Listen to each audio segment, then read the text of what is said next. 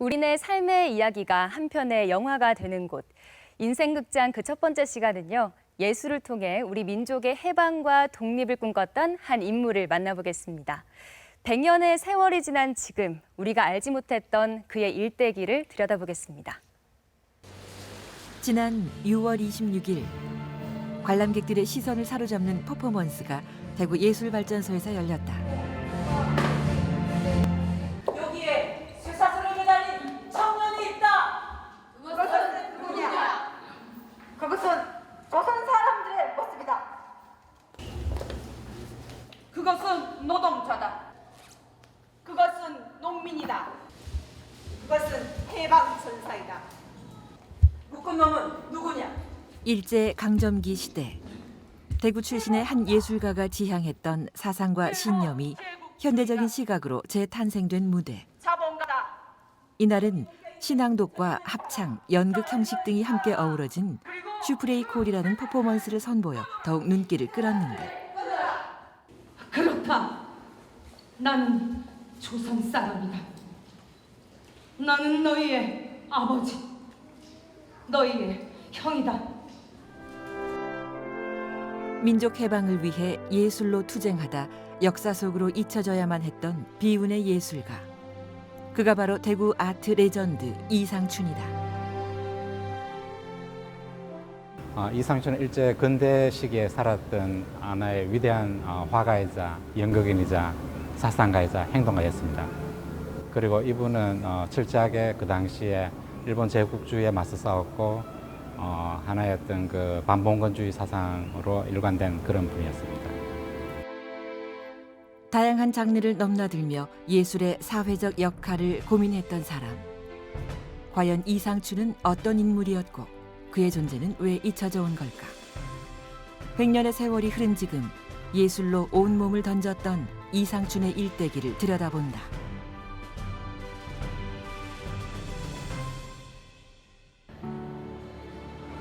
(3.1운동) 100주년을 맞아 이상춘의 삶을 조명하는 전시회가 한창인 이곳. 이상춘의 다채로운 작품 세계를 한눈에 볼 수 있는 이번 전시는 대구 예술발전소 올해 두 번째 기획전으로 지역의 예술인과 대학생 100여 명이 함께 참여해 그 의미를 더했다.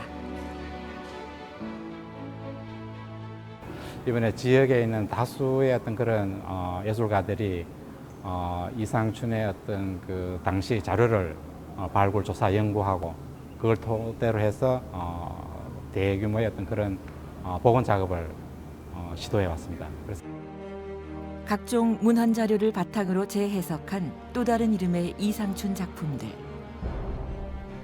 회화에서부터 영상, 사진, 무대 장치 등 1층과 2층 전시실에선 그의 짧은 생애를 엿볼 수 있다. 이런 복원된 어떤 그런 이상춘 예술 세계를 통해서 그 당시에 혹은 그 한국의 근현대 미술사를 재구성할 수 있는 그런 하나의 어떤 계기가 될 것으로 그렇게 보입니다. 지역의 원로 작가에서부터 청년 작가에 이르기까지 100년이 흐른 지금 불꽃 같은 짧은 인생을 마친 그에게 오늘날 예술인들은 예술인 이상춘에게 어떤 이야기를 전하고 싶었을까? 지금 이상춘이 이 전시라던가 지금 이런 시대를 바라봤다면 어떤 생각을 했을까 이런 거를 좀 궁금해지기도 하는 사람이었고 굉장히 어떤 자기 신념이 강한 그런 사람이지 않았을까라는 이 시대에 그 시대에 이 대구라는 지역에 여러 예술가가 있었는데 좀 지역 작가가 활동하는 젊은 작가로서 큰 뭔가 위안감이 민선과 이렇게대로 기억하면서 이상춘은 우리가 기억하고 있고 이런 부분들이 물론 여러 가지가 역사적인 이유가 있지만 저는 우리들이 또 필요하다고 늦었지만 지금 이상춘 복원 전시회가 저는 그래서 값어치가 있고 의미가 있다고 생각합니다. 해방 이후 분단의 아픈 역사와 정치사로 인해 역사 속에 잊혀져야만 했던 이상춘. 현존하는 작품이 많이 남아있질 않은 탓에 6개월 동안 그를 복원하기 위한 노력들이 계속해서 진행 중이다. 대구 예술발전소를 찾은 한 사람. 이번 전시의 자료 수집과 고증에 많은 도움을 주고 있는 강태원 선생이다. 이번에 자료 수집하는 과정에서 이상춘이 생전에 살았던 지역의 지적도를 구했다는 반가운 소식을 들고 찾아온 것이다. 이 도로 계획 나와 있는 내용들이 현재 지금 위치하고 거의 일치하거든요. 기록에 의하면은 그 이상춘의 출생지는 남용광정 53번지로 되는데 지금은 그 이름이 존재하지 않잖아요, 그렇죠? 네. 그게 지금 어디에 보니까 요 지도에 보면은 이 지도가 1911년도 여기에 보이듯이 남용광정 지도입니다. 네. 그리고 여기가 그 이상춘 씨가 살았던 53번지입니다. 이상춘의 흔적을 찾을 수 있는 단서라도 되지 않을까. 대구 동성로 시내를 찾은 두 사람. 그의 생가로 추정되는 주소를 찾아가 보기로 했다. 아마 요 건물이 53번지 같거든요. 53번지 같고, 그 다음에 저쪽에가 52번지 아마 건물인 것 같습니다. 예, 요게 전부 한 필지인데 이까지 도로까지 포함됐던 건데 이게 도로가 나면서 아마 잘려 나갔던 것 같습니다. 요 건물이 이상춘 씨가 살던 생가였던 것 같습니다. 대구 시내 중심가에 위치한 이곳. 이상춘의 생가가 있던 터는 현재 커피숍이 들어선 상태다.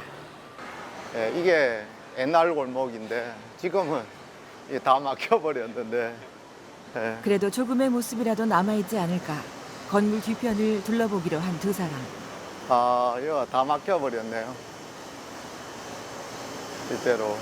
여기 본래 건너편 너머로 보이는 이상춘 생가가 있던 자리는 막아놓은 콘크리트 담벼락으로 인해 통행이 쉽지 않은 상황. 예, 53번지 길이. 예, 여기가 태어난 집입니다. 호적상으로 등록되어 있는 집입니다. 예, 호적상으로 등록되어 있는 집이기 때문에 예, 태어났을 때는 아마 여기에 있었던 걸로 추정이 됩니다. 아쉬운 마음에 발걸음이 떨어지질 않은 두 사람. 세월의 흔적이 야속할 따름이다. 편만 하나 달기도 지금 이거는 지금은 뭐 이게 뭐 옛날 모습들이 하나도 안 남아 있으니까 조금이라도 남아 있으면은 여러 가지 어떤 대구로서도 좀 좋은 문화재가 될 수 있는데. 이상춘 생가자리 길 건너편에는 대구 출신 천재화가 이인성의 스승인 서동진의 생가도 확인할 수 있다. 아마 서동진 씨하고 이상춘은 어릴 때 같은 마을에 그러니까 뭐 이웃집으로서 서로 간에 항상 교류하고 서로 잘 알 수 있는 그런 사이라고 얘기할 수 있겠죠. 실제로 뭐 요것 때문에 지금도 알 수 있는 거예요. 예, 뭐 한 집 건너니까요. 예. 서동진 씨가 거의 트가 그대로 이상춘의 예, 작품 예. 세계관은 주변 예술인들의 영향이 어느 정도 반영된 것으로 보인다. 1927년에 결성된 대구 최초의 서양 화가 단체인 영과회. 여기서 이상춘은 서동진, 이인성, 이상화와 같은 대구 지역의 걸출한 예술인들과 뜻을 함께하며 일제의 감시를 피해 예술 활동을 펼치기도 했다. 이후 청소년 시절의 이상춘은 식민지 억압 속에서 미술이란 무엇인가를 화두 삼아 아나키즘, 사회주의 사상을 수용하며 다양한 노동 활동에 참여하게 되는데 점차 예술인 이상춘에서 사회주의 운동가로서의 이상춘으로 변모했음을 짐작해 볼 수 있다.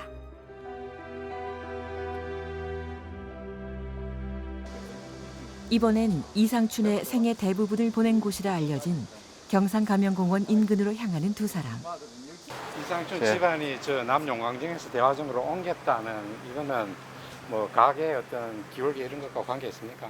그쪽보다는 이쪽이 아무래도 경상감령 관청 옆이니까 관청 옆이니까. 실제로는 장사를 하거나 뭐 일을 하는데 유리했을 거라는 생각이 들거든요.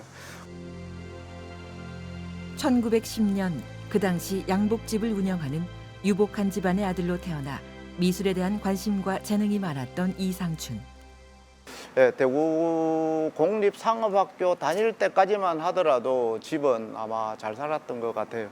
그러나 이제 그 이후에 실제로는 양복전 산업은 일본인들이 주도하게 되잖아요. 그리고 조선인들은 거기에 조금 이렇게 도태되어져 나가는 그런 입장인데 상권을 일본인이 주도하다 보니까 아마 그 이후에는 가시가 급격하게 몰락한 것 같습니다.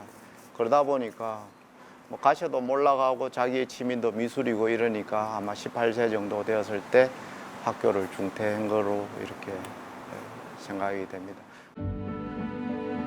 21살이 되던 해 이상춘은 일본으로 건너가 무대 장치와 조형 미술을 독학해 대구로 다시 돌아온 뒤 연극 무대 설치가로서의 또 다른 예술적인 면모를 보여주기 시작한다.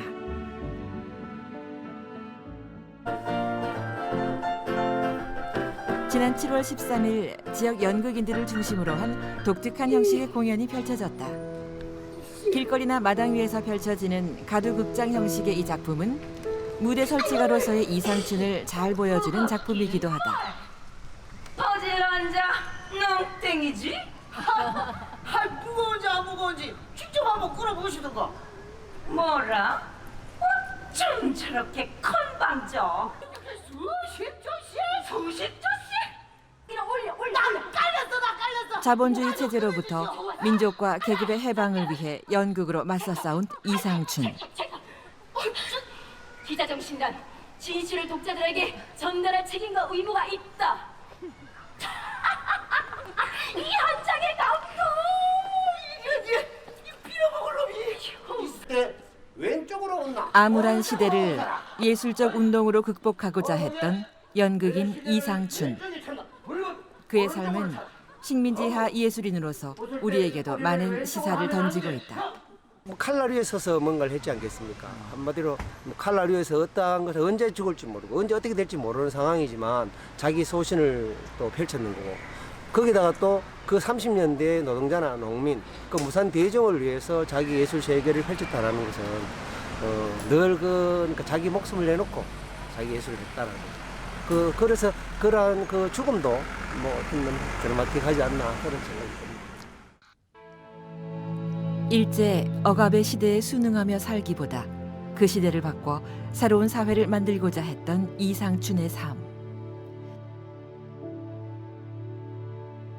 28이라는 젊은 나이에 스스로 목숨을 끊으며 생을 마감하게 되는데 그가 갇혀 있었던 곳은 감옥이 아닌 이상사회가 실현되지 못한 비참한 현실이 아니었을까.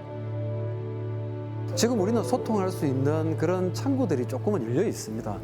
그런데 이상춘이 그런 아주 짧은 삶을 살면서 자기의 어떤 생을 놓게 된 이유 중에 하나가 그런 자기가 꿈꿔왔던 세계에 대한 끊임없는 그런 도전에도 불구하고 열려 있지 않은 그런 시대, 이런 것들이 참 지금 생각해도 너무 안타깝고 또 이 전시를 준비하면서 그럴 수밖에 없었던 그런 부분들을 좀 이렇게 조금이나마 이해하게 되기도 하고 그렇습니다.